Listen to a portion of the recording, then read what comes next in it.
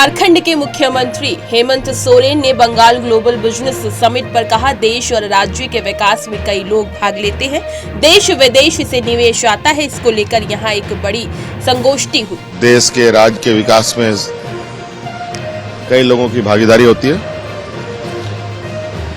देश का भी विदेशों का भी निवेश होता है।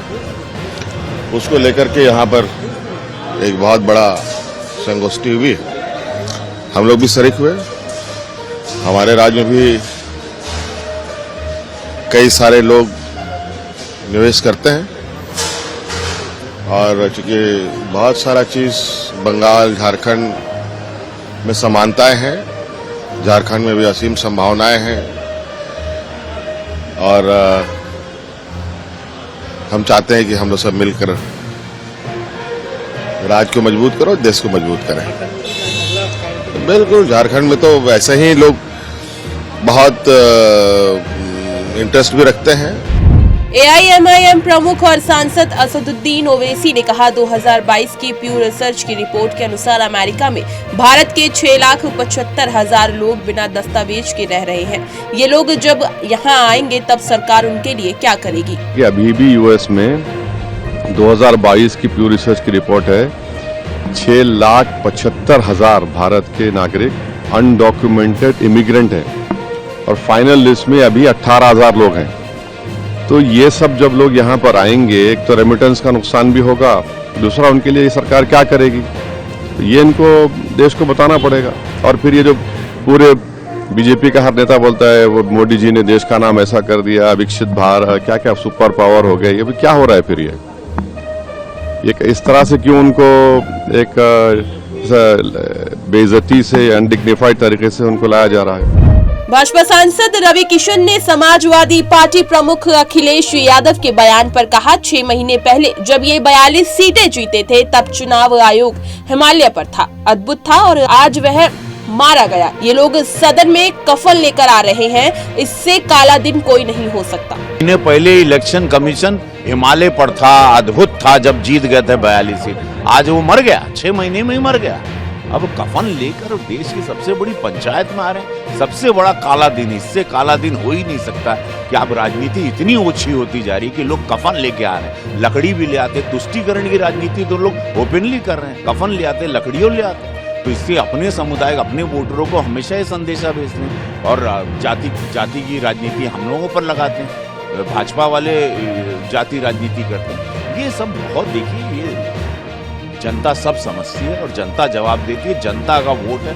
जब आप 6 महीने पहले कोई किसी ने कुछ नहीं दावा किया, 6 महीने पहले वही डबल इंजन सर, वही योगी महाराज जी वहाँ मुख्यमंत्री उत्तर प्रदेश से, यही डबल इंजन सर, और अचानक आप सब ये हजम तो नहीं होता, लेकिन हाँ, इससे ओछी राजनीति और सदन की गरिमा को इतना तार तार करेंगे विपक्ष, ये हम नहीं सो। विपक्ष अपने सबसे अजीब से रूप में आ चुका है। ये देश भी शॉक्ड है कि लोग कफन लेके अब पहुंच रहे हैं। अरे भाजपा सांसद संबित पात्रा ने सपा प्रमुख अखिलेश यादव के बयान पर कहा, सदन की कार्यवाही शुरू होने पर समाजवादी पार्टी ने मर्यादा के विपरीत जाकर अध्यक्ष के सामने चुनाव आयोग के मृत शरीर के लिए कफन पेश किया। आज तक भारत की संसदीय कार्य प्रणाली में ऐसा कुकृत्य कभी नहीं हुआ था।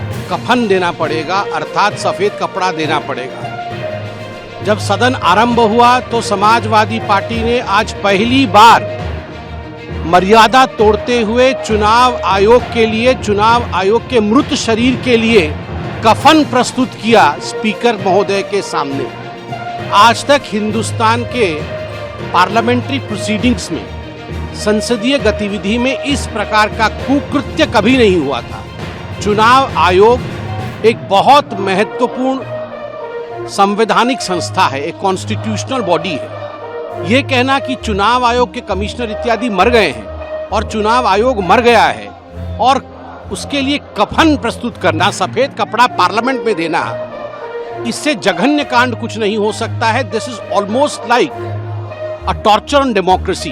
ये डेमोक्रेसी के हत्या के बराबर है। आरजेडी नेता मृत्युंजय तिवारी ने कहा, पिछले चुनाव से एग्जिट पोल सही नहीं रहे हैं। ज्यादातर एग्जिट पोल दिखा रहे हैं कि भाजपा सरकार बनाने जा रही है, लेकिन कुछ दिखा रहे हैं कि आम आदमी पार्टी सरकार बनाने जा रही है। लोगों का एग्जिट पोल पर भरोसा खत्म हो गया है। हरियाणा में क्या हुआ? अभी पिछले कुछ चुनाव से एग्जिट पोल का आकलन सही नहीं हो रहा है, और जो एग्जिट पोल दिखाया जा रहा है उसमें बहुत से ज़्यादातर लोग बीजेपी सरकार बन रही है ये दिखा रहे हैं, लेकिन कुछ लोगों ने वहाँ आम आदमी पार्टी की सरकार बनती हुई दिखा रहे हैं। तो अब जब तक 8 फरवरी को अंतिम परिणाम नहीं आ जाते हैं, एग्जिट पोल पर अब भरोसा नहीं रहा लोगों को।